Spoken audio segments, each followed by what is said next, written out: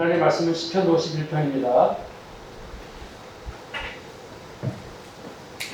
시편 51편.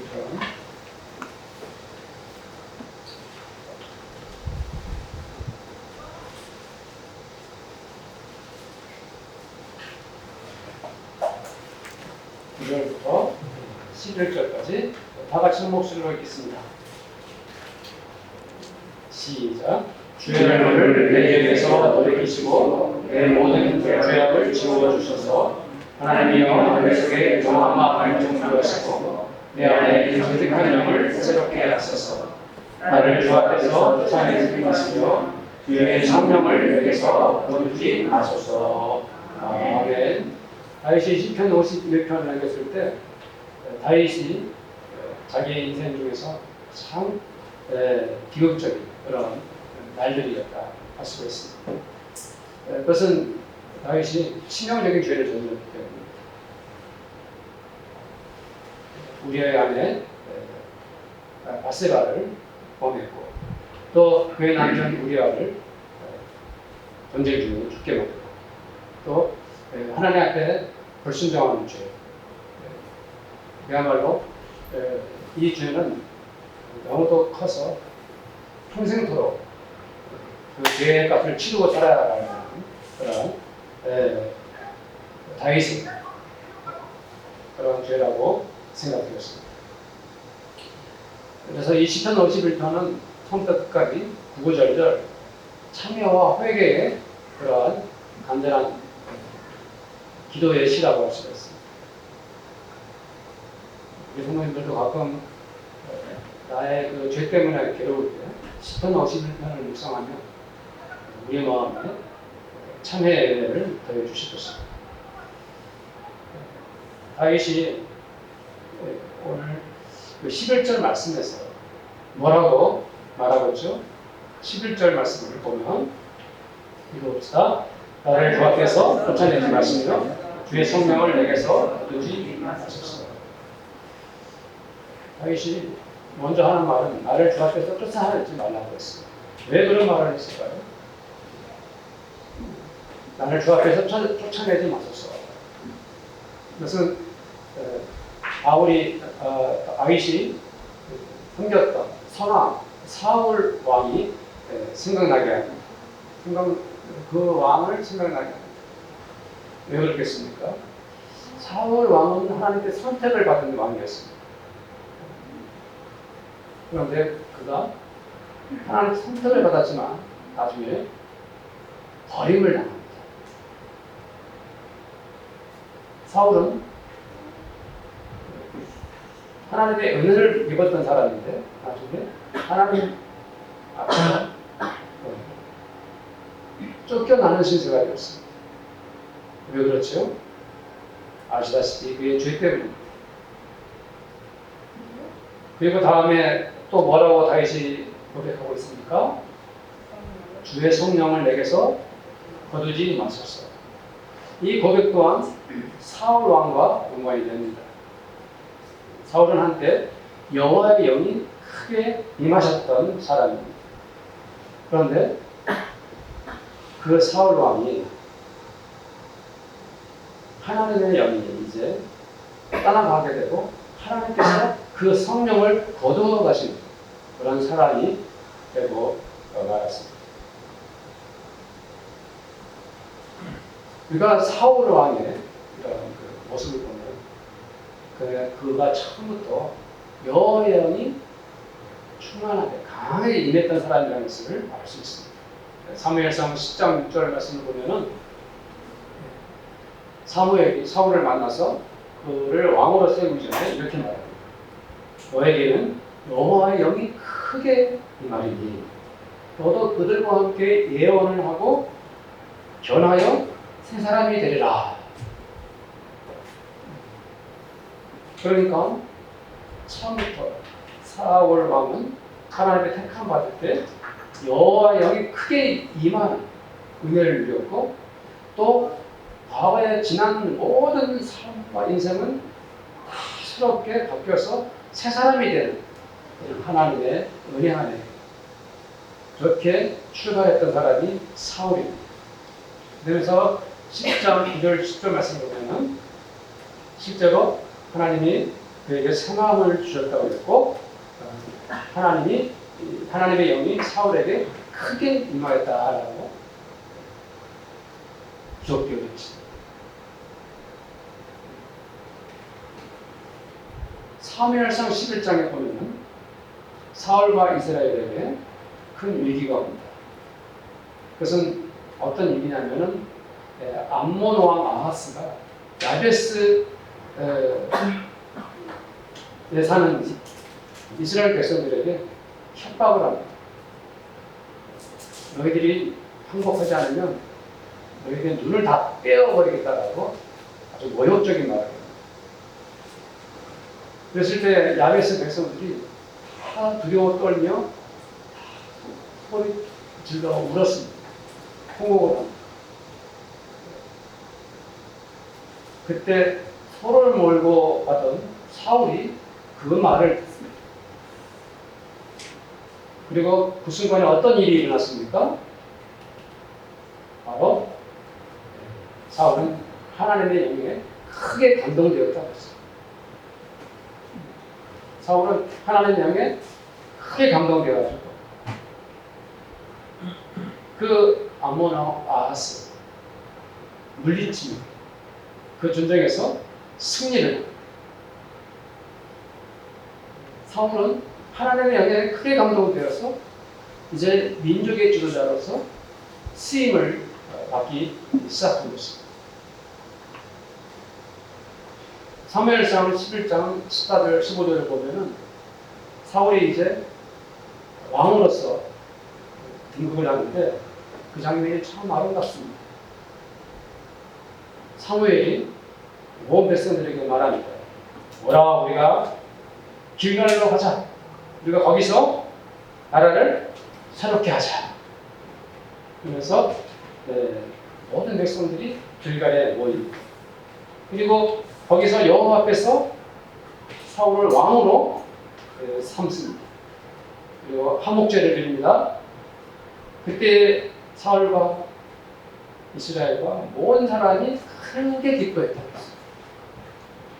이게 사울 왕의 첫 출발은 야말로 극적이고 은혜롭고 온 백성과 사무엘이 크게 기뻐하는 아름다운 모습을 가지고 있습니다.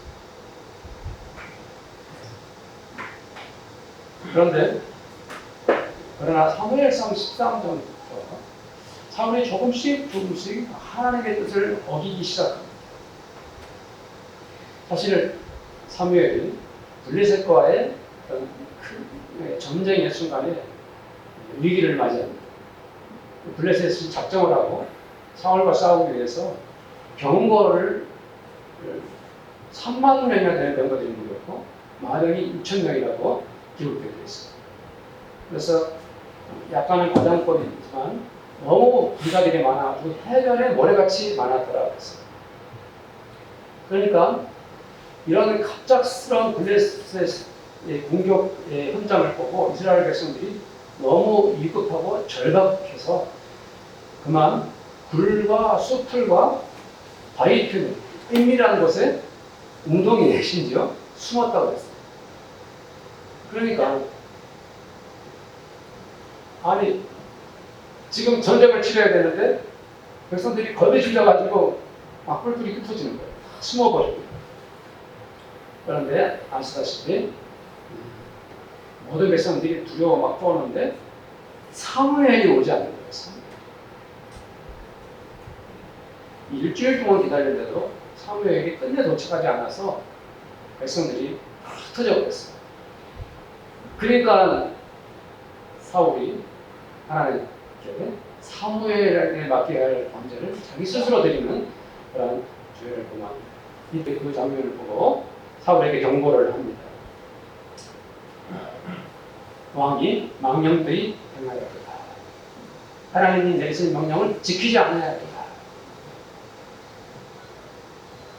순종했다면 하나님께서 당신을 이스라엘 위에 영원의 나라를 세웠을 텐데 지금은 왕의 나라가 길지 못할 것이고 다른 사람을 왕으로 세울 것이라고 이렇게 경고해요. 그런데 이 14장 사무엘상 14장 47절 48절 말씀을 보면 그 후로도 사울 왕은 많은 업적을 남깁니다. 거기에 47절 48절 말씀에 의하면 사울이 이스라엘 왕위에 오른 후에 사방에 있는 모든 대적 곧 암몬과 모압과 그리고 에돔과 수바의 왕들과 블레셋 사람들을 쳤는데 향한 곳마다 이겼다고 했어요. 그러니까 전쟁만 나면 사울이 백전이 됐습니다. 그리고 48절에 이렇게 매우 긍정적으로 표현해 놨습니다. 용감하게 아말렉 사람들을 치고 이스라엘을 약탈하는 자들의 손에서 건졌더라. 그러니까 사울 왕이 아직도 왕으로서의 그 권위가 있었고 또 그 왕의 리더십을 갖추고 있었고 백성들에게 신뢰를 받고 있었고 무엇보다도 전쟁에서 승리하는 왕이었어요. 그러면 이 사울 왕의 모습을 자세히 기록해 놓은 것을 보면 사울 왕이 아직도 기회가 있었다는 것을 알 수가 있죠. 그렇게 그가 전쟁마다 이겼다는 것은 하나님께서 그와 함께 하셨다는 증거인 것입니다. 그러나 문제는 그가 결정적 죄를 지은 사무엘상 15장에서 드러나는 것입니다. 아시다시피 아말렉과의 전쟁에서 승리를 하고 하나님께서 아말렉과 전쟁이 마치고 그 모든 군사들과 그리고 전리품들 진멸하라고 다 진멸해야 돼요. 그런데 사울이 그렇게 하지 않죠. 아말렉 왕 아각을 살려줬고 또 그 양과 소의 가장 좋은 것, 또 기름진 것과 어린 양과 모든 좋은 것을 남겼다고 했어요. 대신 가치 없고 하찮은 것은 진멸했다고 했습니다. 왜 사울이 그때 하나님 말씀대로 순종하지 않고 불순종을 했을까요? 여지껏 전쟁할 때마다 전리품을 챙겼으니까 승리할 때마다 늘 그런 식으로 해왔으니까 그날도 그냥 아말렉하고 이래서 그 전리품을 챙긴 거예요. 그러나 하나님께서 처음부터 뭐라고 말씀하셨습니까? 진멸하라. 순종하지 않았습니다. 사울은 또다시 불순종하고 죄를 짓습니다.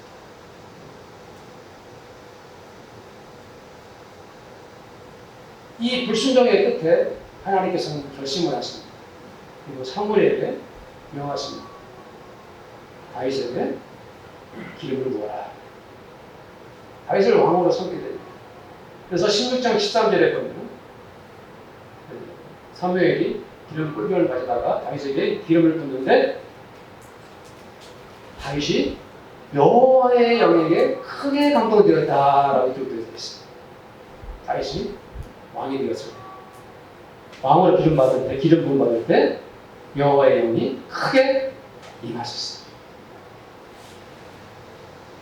그러나 거꾸로 사울은 어떻게 되었습니까? 여호와의 영이 사울에게서 떠났다라고 16장 14절 말씀에 기록되어 있습니다. 이제 사울에서 여호와의 영이 떠나고 거꾸로 여호와께서 부르시는 악령이 그를 범죄케 했다 그랬습니다. 근데 이제 이 사무엘 상을 보다 보면은 계속해서 하나님이 부르시는 악령이 사울을 번뇌케 했다는 말씀들이 여러 번 나오지 않습니까? 그러면 하나님께서 악령을 사울에게 보냈다는 그런 의미로 우리가 이해하기 쉬운데 하나님은 악령을 부르시는 분이 아닙니다. 악령을 다스리시고 그 위에 계신 분이시지만 어떤 사람이 만일 악령의 지배를 받았다면 그가 악령에게 굴복을 한 것이지 하나님께서 그에게 억지로 악령을 부어주신 것이 아니라는 것입니다. 사울도 스스로가 하나님께 불순종하면서 하나님의 영향을 믿지 못하고 악령에게 굴복하는 사람이 되고 말았다. 이렇게 해석하셔야 됩니다. 이게 사울의 신하들이 악령에 시달리는 사울이 번뇌하고 막 괴로워하고 헛소리를 하고 이러니까 수금을 타는 악기를 잘 타는 그러한 사람을 왕에게 모셔와서 왕을 치료하게 하죠. 그때 누가 옵니까? 다윗이 옵니다. 다윗은 하나님의 영에 크게 감동된 사람입니다. 그리고 사울은 이제 악령에 시달리고 번뇌하는 사람이 되겠어요. 그런데 다윗이 이렇게 아름다운 악기 소리를 수금을 타자 어떤 현상이 일어납니까? 사울이 상쾌히 낫고 악령에 의해서 떠나갔다 했습니다. 이것이 지금 뭡니까?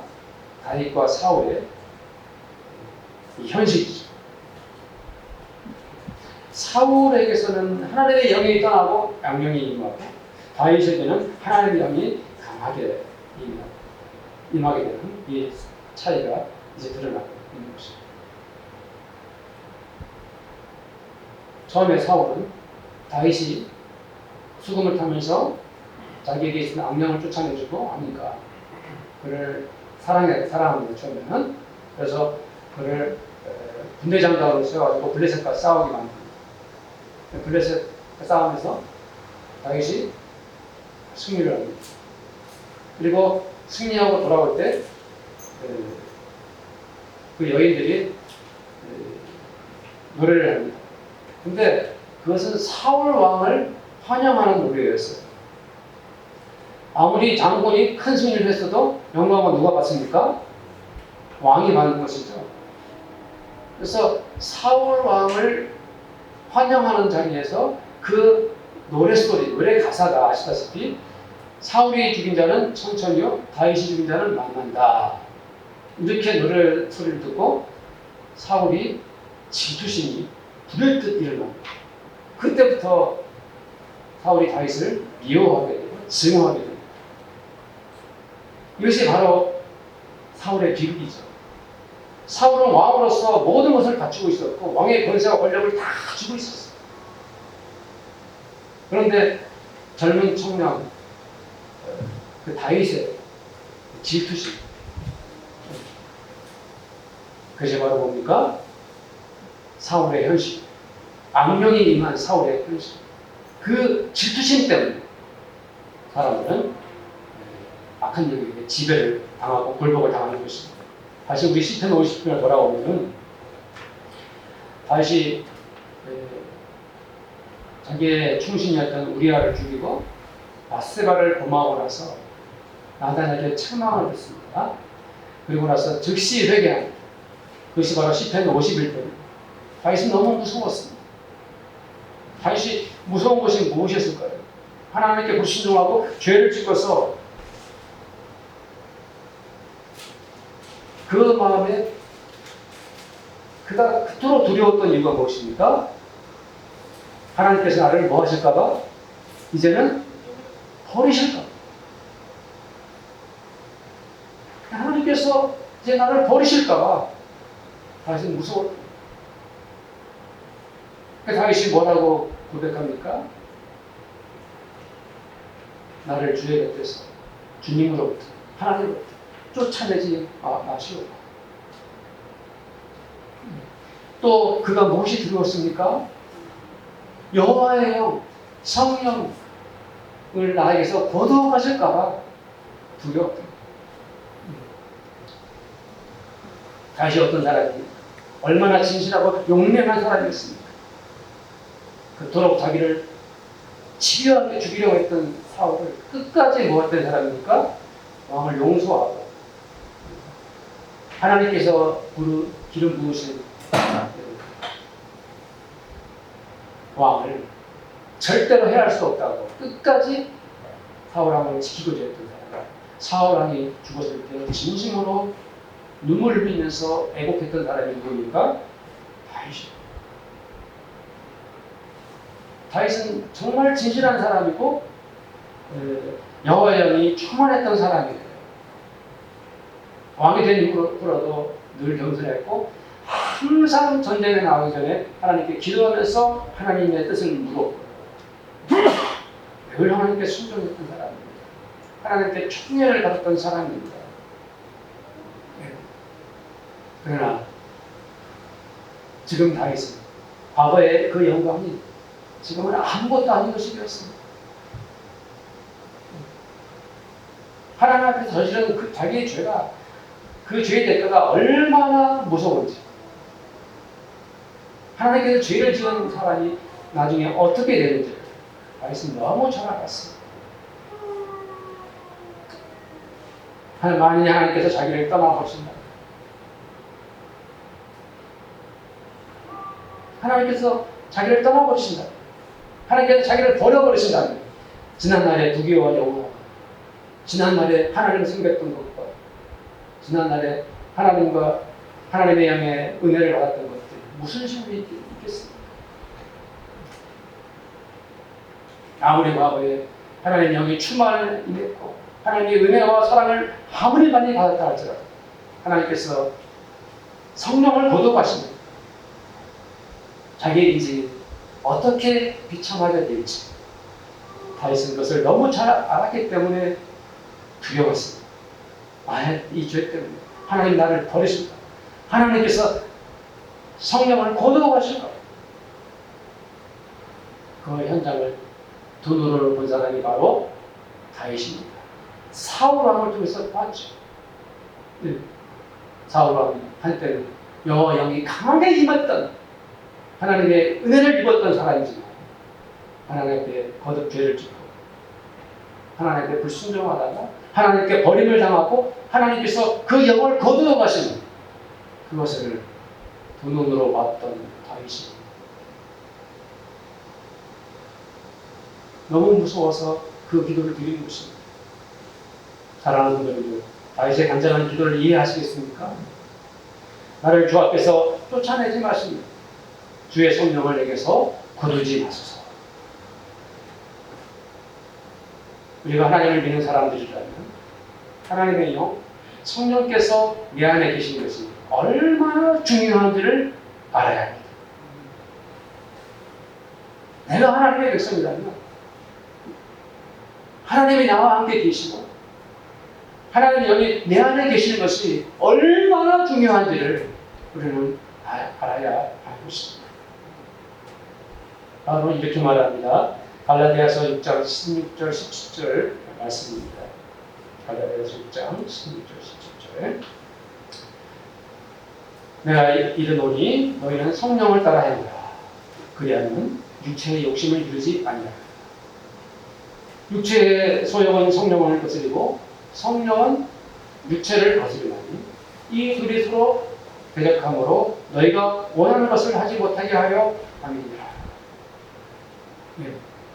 사람들은 누구나 성령님 앞에서 그리고 육체적인 욕심 앞에서 갈등을 합니다. 그리고 그때 우리는 선택해야 합니다. 내가 지금 성령님께 순종해야 할지 육체의 욕심을 따라야 할지 바로 그 순간에 결정해야 하는 것입니다. 내가 하나님의 아들이고 딸이기 때문에, 내가 목사이기 때문에 저절로 하나님께서 우리에게 은혜를 주시는 것이 아니라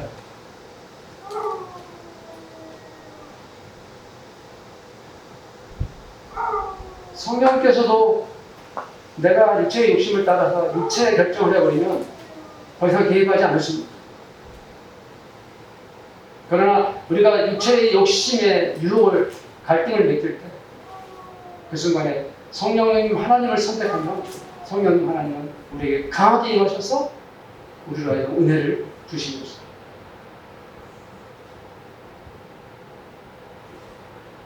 다윗은 처음에 성령을 거스리고 육체의 욕심을 따라 죄를 저질렀습니다. 그러나 그는 나단 선지자가 책망했을 때 즉시 깨닫고 회개의 자리에 나와서 눈물로 기도합니다. 죄를 저질렀지만, 잘못은 했지만 죄를 깨닫고 하나님 앞에 무릎 꿇고 다시 성령의 은혜를 구하는 사람이었습니다. 여러분들, 나는 지금 성령의 사람입니까? 아니면 육체의 사람입니까? 저도 저 스스로에게 질문을 합니다. 사울은 기회가 많았던 사람입니다. 하나님의 선택을 받았고 이스라엘 초대 왕으로 나라를 다스릴 기회를 얻게 되었고요. 하나님은 그에게 하나님의 영을 강하게 부어주셨고요. 전쟁에 나갈 때마다 승리했습니다. 그것이 모두가 하나님의 은혜였고 하나님의 사랑이었고 하나님이 행하신 일이었습니다. 그러나 불행하게도 사울은 자기가 얼마나 큰 혜택을 누리고 있고 자기가 얼마나 하나님의 은혜를 이렇게 풍성하게 받고 살아가고 있는지를 깨닫지 못했어요. 얼마나 하나님께서 자기를 사랑하시는지 몰랐어요.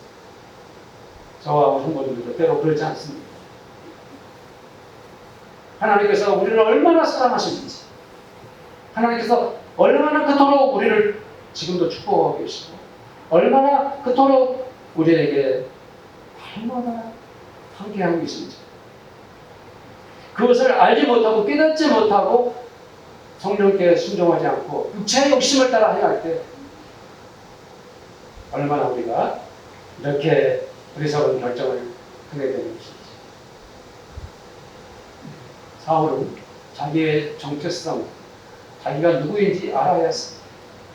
사울은 하나님의 사람이었습니다. 사울은 성령의 사람이었습니다. 그렇기 때문에 그는 지속적으로 성령의 은혜를 받아야 할 사람이었고 지속적으로 하나님께 순종하면서 지속적으로 하나님과 더불어 살면서 하나님께 나가야 할 사람이었습니다. 그러나 그는 불행하게도 안타깝게도 그 놀라운 하나님의 은혜를 거절하고 육체의 욕심을 따라 하나님의 은혜를 저버리고 불순종하다가 하나님은 그에게서 떠나셨고 그에게 임하셨던 영은 떠나가고 악령이 그를 엇내게 한 것입니다. 성도님들의 정체가 무엇인가요? 성도님들이 누구입니까? 내가 누구입니까? 내가 누굽니까? 우리는 하나님의 아들, 딸들입니다. 우리는 하나님의 자녀들입니다. 그렇다면 우리는 당연히 성령 하나님의 사람들이어야 하는 것입니다. 우리는 하나님의 자녀이기 때문에 우리는 하나님의 아들, 딸들이기 때문에 우리 안에, 내 안에 성령님이 내주하여 계셔야 하는 것입니다. 우리는 날마다 순간순간마다 하나님의 영에 이끌려서 살아야 하는 것입니다. 성령의 은혜에 이끌려 살아가야 하는 것입니다. 왜? 우리가 하나님의 아들이고 딸이고 하나님의 자녀들이기 때문에 그렇습니다. 내가 회사에서 열심히 일하고 있어도 나는 여전히 하나님의 사람이 아닙니까? 내가 어떤 분야에서 무슨 일을 하고 있어도 그 나의 정체가 내가 누굽니까?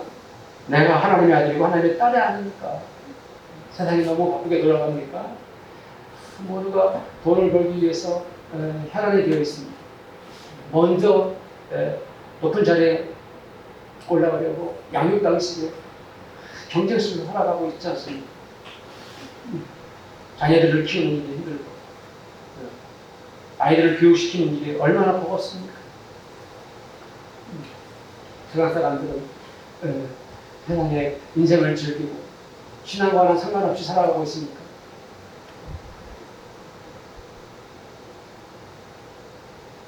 이럴 때 사랑하는 성도들 그리고 저 잊지 말아야 합니다. 우리는 하나님의 아들이다. 우리는 영원히 하나님의 백성들. 그래서 우리는 하나님의 사람들이기 때문에 하나님의 그 영, 성령 하나님의 은혜를 믿고 살아가야 하는 것입니다. 성령님께 순종하십시오. 밀듯이 밀려오는 육체의 욕심과 유혹을 이겨내는 방법은 성령님께 순종하는 것입니다.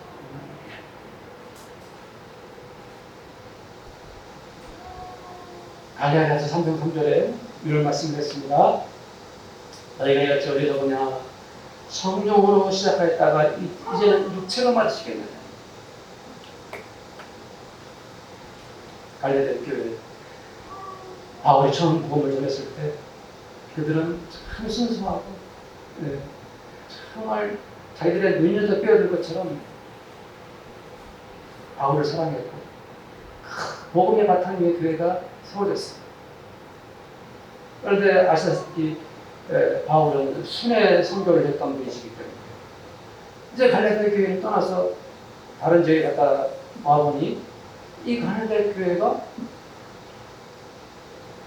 처음에 그 복음을 버리고 잘못된 선생들의 가르침에 미혹돼서 육체의 욕심을 따르는 교회로 전락할 위기에 처해 있습니다. 아무리 처음에 성령으로 시작하고 아무리 복음으로 시작되었다 할지라도 이렇게 될 수도 있다는 것을 바울이 말씀하고 있어요. 우리들도 마찬가지입니다. 저도 언제든지 사울처럼 될 수 있고 우리 교회도 언제든지 갈라디아 교회처럼 될 수가 있습니다. 많은 사람들이 한때는 성령의 은혜를 받고 성령의 감동을 받고 성령의 기쁨 속에 살다가 이제는 언제부터인지 육체의 사람이 되어서 교회도 안 나오고 하나님과 멀어져 버리고 세상 사람이 되어가지고 그렇게 육체적인 인생을 사는 사람들이 얼마나 많습니까? 안타까운 일을 할 수가 있습니다.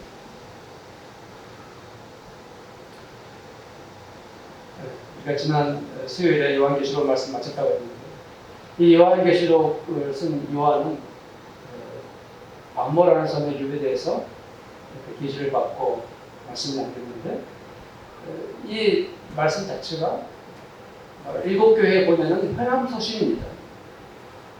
그래서 요한이 은혜 받은 그 말씀들을 비롯해서 일곱 교회에 보냈어요. 그런데 그 일곱 교회에 보낸 그 모든 말씀 속에 동일한 말씀이 있지 않습니까? 일곱 교회에 보내는 메시지에는 마지막에 있는 말씀이 뭐였습니까? 동일하게 성령이 교회들에게 하신 말씀을 들을지어다. 요한계시록의 말씀을 받았던 초대교회 성도들은 박해와 환난 속에서 슬퍼하고 고통스럽고 절망 가운데 있었을 때 이 요한계시록의 말씀을 받고 그들은 소망을 갖게 되었고 믿음을 갖게 되었어요. 하나님의 백성들을 하나님께서 끝까지 구원하신다는 언약의 말씀입니다. 무엇보다도 초대교회 성도들이 성령님께서 하신 말씀에 귀를 기울이는 교회였다는 것이죠. 성령님의 음성에 귀를 기울이고 귀담아 듣는 성도님들 되시고 축복합니다. 사울처럼 되겠습니까? 다윗 같은 사람이 되겠습니까? 우리 한번 기도하기를 원합니다. 오늘도 기도 제목은 성령 하나님. 성령 하나님의 사람이 되게 하소서. 성령 하나님께 순종하게 하소서. 하나님의 영이 우리에게 강하게 임하게 하소서. 이 어려운 세상에 성령의 은혜 가운데 살아감으로 성령의 사람이 되게 하소서. 우리가 함께 기도하도록 하겠습니다. 하나님 아버지, 참으로 감사합니다. 성령 하나님, 우리 안에 충만히 임하게 주시옵소서. 우리는 하나님의 아들 딸들입니다. 성령의 사람들이 되게 성령님께 순종하고 성령을 따라 행하며 성령 하나님의 은혜 가운데 살아가는 저희를 기억합니다.